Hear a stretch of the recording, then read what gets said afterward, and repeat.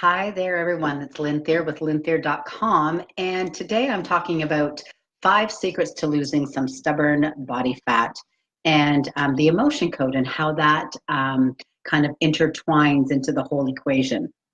And so, what I'm doing lately is I like to incorporate the emotion code healing, releasing the trapped emotions from the body, as well as combining that with hypnosis. So, I'm doing a specialized program, gastric band hypnosis, for weight loss. And so, the key to losing weight and keeping it off is to understand the role that unresolved negative emotions from past events play in our health. And so the biggest reason for emotional eating is oftentimes our emotional baggage, such as feelings from going through a breakup or a divorce. Maybe there's been abuse in your past, and that can be from mental, emotional, physical, or sexual abuse, or even just growing up in a difficult home. Maybe it was a difficult childhood for you or someone you know, because really no one is exempt to emotional baggage or traumatic life events.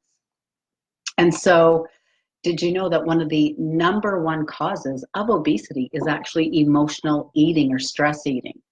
And using food as a way to deal with the stress that we have in our lives, to deal with the anger, the hurt, the resentment, the loneliness, the depression, the anxiety.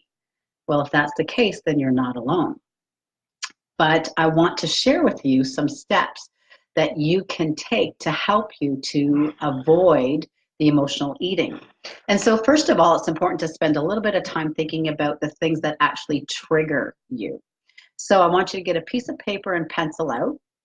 And I want you to think about different life situations that you've been through.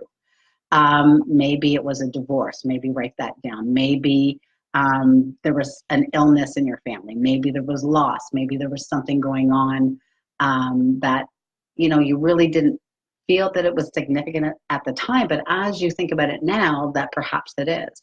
And so just being aware of this and writing it down. So these could be triggers to your emotional eating that will inevitably have risen because of these emotional life events. So simply being aware on a more conscious level of that emotional baggage will help you to recognize the triggers that are involved.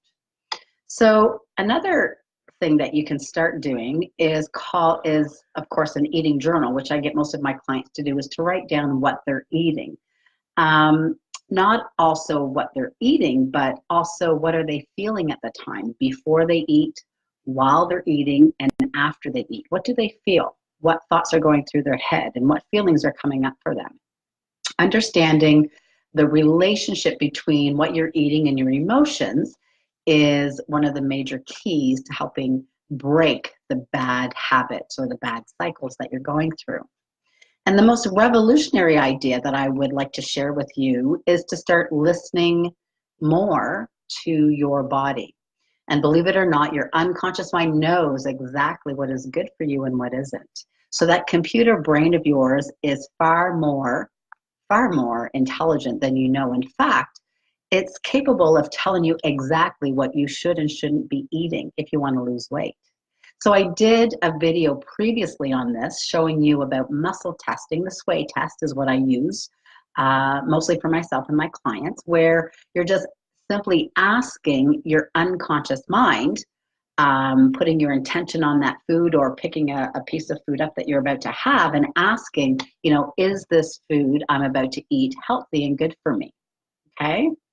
So if there's also any music playing in your room, if the television is on, you want to turn it off, you want to turn it down, and you just want to be consciously aware of what you're doing when you're doing the muscle testing. So you want to drop your hands to your side and close your eyes and allow yourself to just completely relax. Okay, so allow yourself to just completely relax and, think of specific foods that you might be eating, right?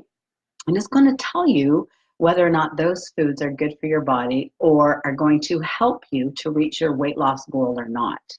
You can also do this in muscle testing for supplements and for anything that you put on your skin. You see, our skin is our largest organ, so your unconscious mind knows exactly what is good for you and what isn't. So most people have no difficulty with this test, with doing it themselves. It's just to remember to relax completely and focus your mind on the specific food at hand that you want to know more about. And of course, next it's important to have a strategy, a plan for how you will respond the next time you're tempted to overeat or eat for emotional reasons. And one thing that you can do that's worked for many people is you can wear a rubber band around your wrist, actually. And when you're feeling triggered, when you're maybe feeling like you want to eat for emotional reasons, or maybe you're stressed out, then you can just snap that rubber band. Yes, it might hurt just a little bit, but it'll just take you out of that loop. And finally, you can stop being a victim of your emotions. So the next time that you're feeling a negative emotion, such as the sadness, frustration, maybe anger, remember that we do have choices and we do have control over our emotional state. Yes, outside events around us, we don't always have control over. Keeping in mind that we can only control what and how we respond to those outside stimulus. So it's important to remember that emotions don't choose you. You choose your emotions no matter what the situation is. You may think some emotions have chosen you, but the reality is that you have chosen it. And sometimes it's those outside influences that really trigger certain things in us. So, the statements like, oh, my wife makes me so mad, or my husband makes me so mad when he does this, or whatever it might be. Well, you have a choice that you could choose to think of it in a different context. And why allow things outside of you to put you in such a bad mood or a bad state? Choosing something different just might be more beneficial now. Is it always easy starting out? If you've been conditioned to respond and react instinctively very quickly to outside stimulus that's happening around you, no, it's not always easy. And the things that happen to you, are not always your fault. Of course, we got to look at why are we attracting things that maybe are things that we don't want in our lives. So 3 words to eliminate, like Michael Lozier says, is the words don't, not, know, because you're attracting things that you don't want in your life when you choose those words. So just being mindful of that.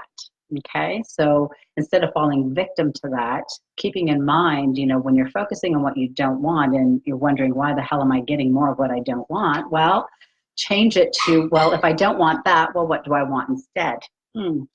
Squeaky toy in the back with my dog, Miss Bella. So if you're like most people, unacceptable things happen from time to time. That's life, that's reality. Unless you take control of your emotions, you will simply react, okay, instead of respond. And while you may have not always responded in appropriate ways to any given situation, your past negative responses do not have to be the same as your future responses, of course. Okay, we can choose to make things different or change things if we want to. And the past does not always equal the future. So becoming aware of this in itself is actually quite empowering for many people, because you are the author of your own emotional experience.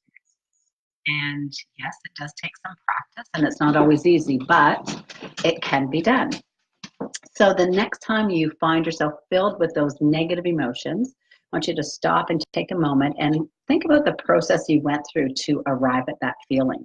What words were you thinking? What thoughts were going through your head at the time? It might seem like the emotion was choosing you, but you really did choose that emotion. So the next time that you're faced with a negative situation, I want you just to slow things way down and breathe.